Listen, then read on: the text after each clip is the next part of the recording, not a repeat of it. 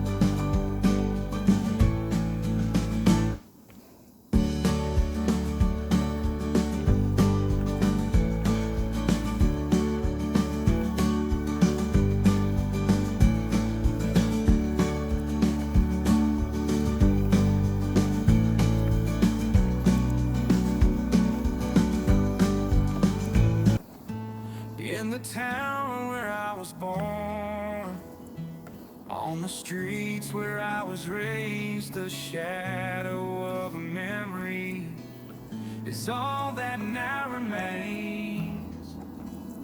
A broken down old cafe where we used to meet, the laughter and the whispers now silent in the street.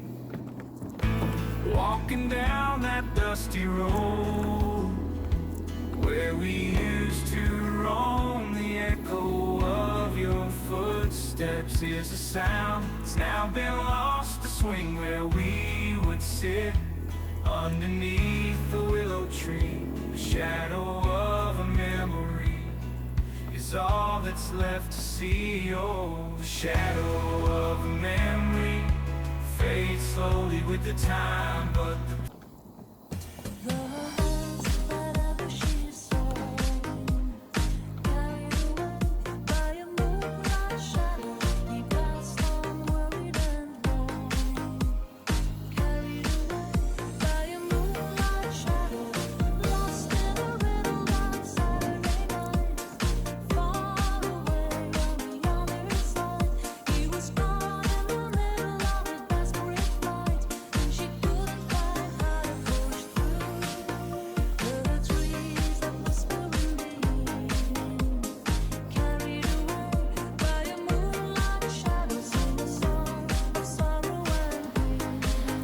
Ayan, pwedeng magpahinga pag napagod ka dyan. Pahinga. Lapit ako sa baba. Dyan mo pwede kang magpahinga. Pag hinihinga ka, pwede ka lang kumapit pag hinihinga ka. Ayan, may nagpapahinga. Lapit na ako sa baba. Ayan, nandito.